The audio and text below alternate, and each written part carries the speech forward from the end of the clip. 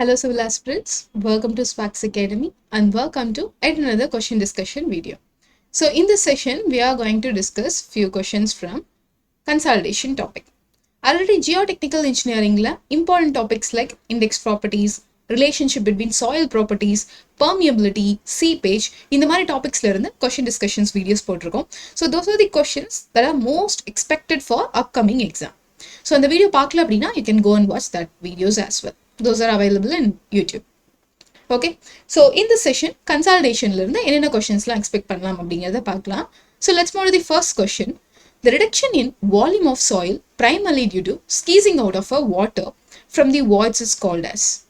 So why should we reduce the volume of a soil? எதுக்காக soil oda volume reduce பண்ணனும்? Soil compress பண்ண try பண்றோம். Because we need to increase the shear strength. Once நீங்க soil compress பண்றீங்க அப்படிங்கும்போது அதோட strength characteristics increase பண்ணலாம், bearing capacity increase பண்ணலாம். So இந்த மாதிரி factorsனால நம்ம soil compress பண்ண try பண்றோம். Compression அப்படிங்கிறது ரெண்டு factor depend பண்ணியிருக்கு. Soil voids இருக்கு, அதெல்லாம் remove பண்றோம். அந்த voids is made up of either air or water. So airயும் நான் remove பண்ணலாம், waterயும் remove பண்ணலாம். இந்த ரெண்டு விஷயங்களை remove பண்றது மூலமா நம்ம soil compress பண்றோம். கரெக்ட்டா? So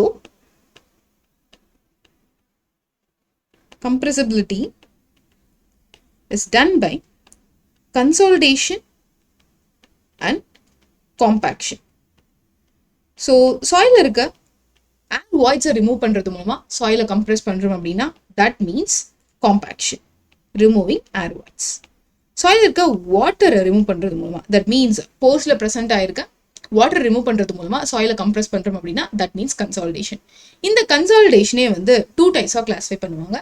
ஒன்று primary consolidation, இன்னொன்று secondary consolidation. ரெண்டுமே ஒரு time dependent process அப்படின்னு சொல்லலாம்.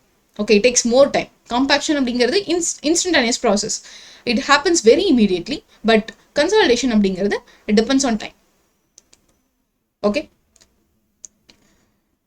இப்போ water remove பண்றோம் by squeezing out of the voids அப்படிங்கிறத என்ன டேர்ம்ல ரெப்ரசென்ட் பண்றான் அப்படின்னா primary consolidation அப்படிங்கிற டேர்ம்ல ரெப்ரசென்ட் பண்ணலாம். அப்போ secondary consolidation அப்படின்னா என்ன மேம் அப்படிங்கிற கொஸ்டின் வரும் இல்லையா? ஏன்னா consolidation அப்படின்னாவே வாட்டர் ரிமூவல் தான் அப்படிங்கிறத பார்த்தாச்சு. அப்போ secondary consolidation என்னன்னா it happens because of the readjustments of solid particle that is present in a soil. Okay, once நம்ம லோட் கொடுத்துக்கிட்டே இருக்கோம், ப்ரெஷர் அப்ளை பண்ணிட்டே இருக்கும், இந்த பார்ட்டிகல் மூவ் ஆகுறதுனால ரீஅட்ஜஸ்ட் ஆகுறதுனால சாயில் கம்ப்ரஸ் ஆகுது அப்படின்னா அதுதான் செகண்டரி கன்சாலிடேஷன் அப்படிங்கிற டேர்ம்ல ரெப்ரசென்ட் பண்ணும். This takes infinite number of years to take the secondary consolidation. Okay, so for first question primary consolidation is the answer. And rate of consolidation இவ்வளோ time எடுத்துக்குது அப்படிங்கிறது என்னென்ன ஃபேக்டர்ஸ் நம்ம டிபெண்ட் பண்ணி இருக்கும் அதுவுமே ஒரு கொஸ்டினாக கேட்கலாம். Rate of consolidation, rate of C எழுதுறேன். Okay, depends on permeability of a soil, length of a soil, எவ்வளோ length வந்து நம்ம கன்சிடர் பண்ணியிருக்கோம், and what is a loading UK, loading condition, loading rate, இதெல்லாம் சொல்லலாம். So rate of consolidation depends on permeability, length, loading rate. Okay, so let's move to the next question. This is a most expected question அப்படின்னு சொல்லலாம், ரொம்ப important. The slope of a linear portion of stress void ratio curve on a semi-log plot is called as a semi-log plot. இதுதான் இந்த இடத்துல twist. Okay, so சாயிலை compact பண்ணுறோம், compression பண்ணுறோம், consolidate பண்ணுறோம், இதை பற்றி நம்ம இப்போ பேசிகிட்டு இருக்கோம். அதுக்காக நான் எக்ஸ்டர்னலாக ஸ்ட்ரெஸ் அப்ளை பண்ணுவேன். ஒன்ஸ் ஸ்ட்ரெஸ் அப்ளை ஆக ஓகே, ஸ்ட்ரெஸ் அப்ளை ஆக அதில் இருக்க வாய்ட் ரேஷியோ கம்மியாயிட்டே வரும். அப்போ இது ரெண்டுக்கும் நம்ம ஒரு கிராஃப் பிளாட் பண்ணுறோம் அப்படின்னா த plot looks like this.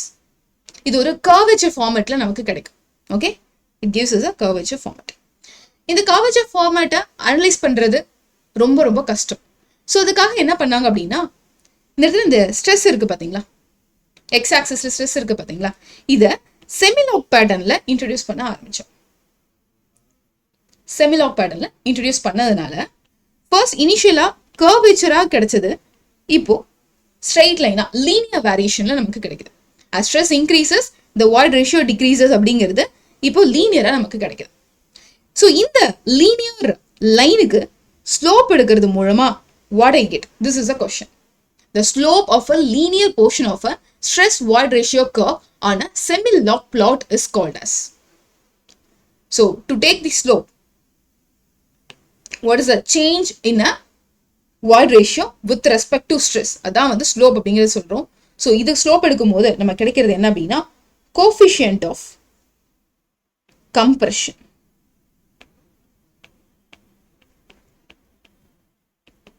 or it is also termed as a compression index. ரொம்ப இம்பார்ட்டன்ட்மா, என்னென்ன சிம்பிள்லாம் யூஸ் பண்ணி ரெப்ரசென்ட் பண்றோம் அப்படிங்கிறதே கொஸ்டினா கேட்குறாங்க. C C, C suffix C, coefficient of compression or compression index. Okay, அப்போ இனிஷியலா கர்வேச்சர் இருந்ததே மேம், இதுக்கு ஸ்லோப் எடுக்கிறது மூலமா நமக்கு என்ன கோஃபிஷியன்ட் கிடைக்கும் அப்படின்னா இதுவும் இம்பார்ட்டன்ட் தான், இதை இக்னோர் பண்ண வேண்டாம். So this gives us coefficient of compressibility. Coefficient of compression வேற, கோஃபிஷியன்ட் ஆஃப் கம்ப்ரெசிபிலிட்டி வேற. Coefficient of compressibility is represented with the symbol A suffix V. This simply represents, A suffix V simply represents what is the change in a void ratio with respect to change in a effective stress. But here, the CC, compression index, represents what is the change in a void ratio with respect to logarithmic scheme of what is the change in the effective stress. Okay, so இது ரெண்டுக்கும் வித்தியாசம் புரிஞ்சிருக்கும். நம்ம effective ஸ்ட்ரெஸ்ஸை மட்டும்தான் இந்த இடத்துல lock ஸ்கேலில் மென்ஷன் பண்ணுறோம் அப்படிங்கிறதுல டினாமினேட்டரில் நமக்கு லாக் இன்ட்ரடியூஸ் ஆகுது. ஓகேவாமா? So the answer for this question is compression index. It's not consolidation. They will play with the words. Coefficient of consolidation, coefficient of compression, coefficient of compressibility. ஒரு minute டிஃப்ரென்ஸாக இருக்கும். coefficient of recompression, volume compressibility. இப்போ coefficient of கன்சாலிடேஷன்ங்கிறது சிவிங்கிற டேர்ம்ல represent பண்ணுவோம். Coefficient of volume compressibility M suffix விங்கிற டேர்ம்ல ரெப்ரசென்ட் பண்ணுவோம். Coefficient of compressibility A suffix V, coefficient of compression வந்து சி சஃபிக்ஸ் சி. ஸோ இந்த மாதிரி கோரிலேஷன்ஸை ஸ்டடி பண்ணி வச்சுக்கோங்க. For example MV is equal to AV divide by 1 + E0, CV is equal to, இதெல்லாம் எக்ஸ்ட்ரா திங்ஸ் தான் I'm telling you. So C V is equal to K, coefficient of permeability into MV into gamma W. So இந்த மாதிரி correlations கொஞ்சம் study பண்ணி வச்சிட்டிங்கன்னா ரொம்ப ரொம்ப easy. இந்த மாதிரி கொஷின்ஸ் நம்ம எக்ஸ்பெக்ட் பண்ணலாம். For sure we can expect. Okay, so let's move to the next question. The value of a compression index C suffix C for a remolded sample whose liquid limit is 35 is C suffix C. அதுவும் எந்த சாயிலுக்கு கேட்டிருக்காங்க? Remoulded சாம்பிளுக்கு கேட்டிருக்காங்க. Soil எடுத்து அதோட structural காம்பனன்ட்ஸ்லாம் change ஆயிருக்கு அப்படிங்கும் போது அதை நம்ம ரீமோடல் சாம்பிள் அப்படின்னு சொல்லலாம். இல்லை சாயில் நம்ம எடுக்கும் போதே சாம்பிளர்லேருந்து எடுக்கும் போது இந்த மாதிரி பேசிக் அதோட ப்ராப்பர்ட்டிஸ் எதுவும் சேஞ்ச் ஆகலை அப்படிங்கும் போது அதை அன்டிஸ்டர்ப்டு சாம்பிள் அப்படின்னு சொல்லுவோம். Okay, coefficient of compression index. So coefficient of compression index அப்படிங்கிறது இந்த சி சஃபிக்ஸ் சி அப்படிங்கிறது சாயில் ரீமோடட் ஃபார்ம்ல இருக்கா, சாயில் அன்டிஸ்டர்ப்டு ஃபார்ம்ல இருக்கா அப்படிங்கிறத பொறுத்து வேரி ஆகும். So 0.007 into liquid limit -10. This is for when the soil is in remolded state.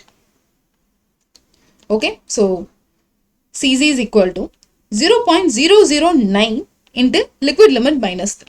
When this is for when the soil is in undisturbed.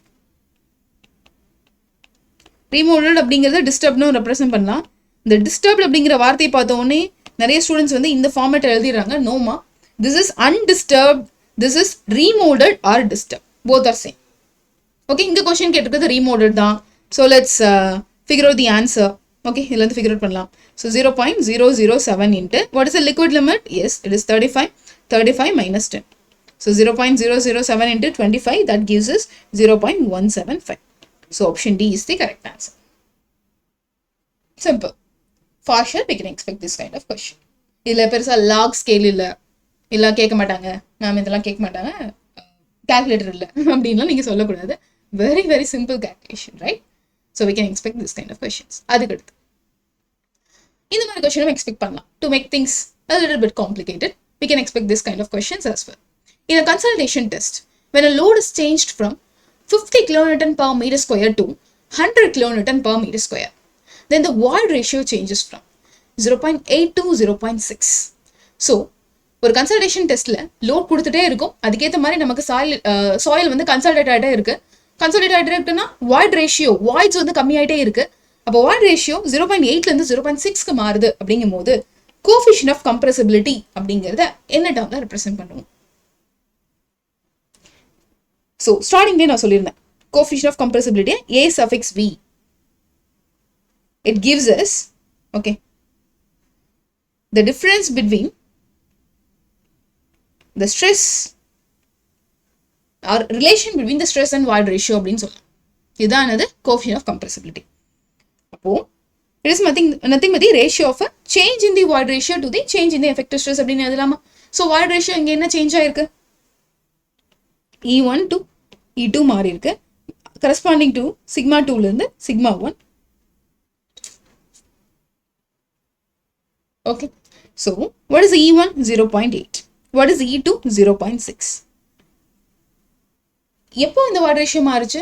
இனிஷியலா 50ல இருந்து 100க்கு மாத்தினப்போ. எப்பவுமே ஞாபகம் வச்சுக்கோங்க, 50 minus 100, அதாவது sigma 1 minus sigma 2 நிறைய ஸ்டூடெண்ட்ஸ் போடுறீங்க, தப்பு. ஃபைனல் ஸ்ட்ரெஸ்ல இருந்து initial stress. So 100 minus 50. So 0.2 divided by 50. That gives us 0.004 meter square per kilonewton.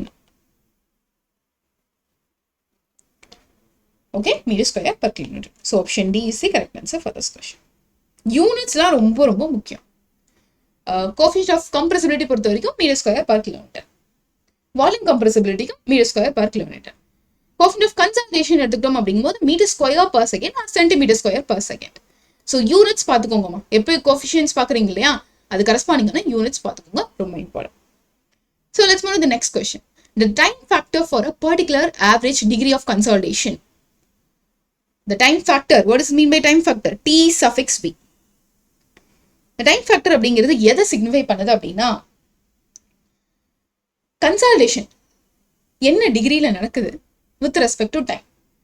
ஒரு 5 வருஷத்துக்கு அப்புறம் டிகிரி ஆஃப் கன்சாலிடேஷன் என்ன, 10 வருஷத்துக்கு அப்புறம் டிகிரி ஆஃப் கன்சாலிடேஷன் என்ன. ஸோ டைமையும் டிகிரி ஆஃப் கன்சாலிடேஷனும் ரிலேட் பண்ற ஒரு டேர்ம் தான் இந்த டைம் ஃபேக்டர் அப்படின்னு சொல்லுவோம். ஸோ இந்த டைம் ஃபேக்டர் அப்படிங்கிறது என்னென்ன விஷயங்கள் டிபெண்ட் பண்ணி இருக்கு அப்படிங்கிறது தான் question. So T suffix V is equal to CV small t divided by D square. Here CV represents coefficient of consolidation. Small t represents drainage path. Drainage pathனா என்ன ma'am அப்படின்னா, ஒரு லேயர்ல இருந்து வாட்டர் எக்ஸ்பெல் ஆகிறதுக்கு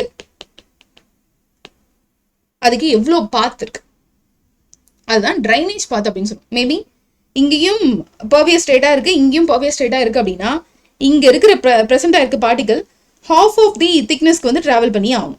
so that half of the thickness gives us the drainage path. Okay, so டீங்கிறது drainage path. நிறைய பேர் இதை time வச்சு கன்ஃபியூஸ் பண்ணிக்கிறீங்க. நோமா, it's represent the drainage path. And D, sorry, this D represents drainage path. Okay, small d represents drainage path.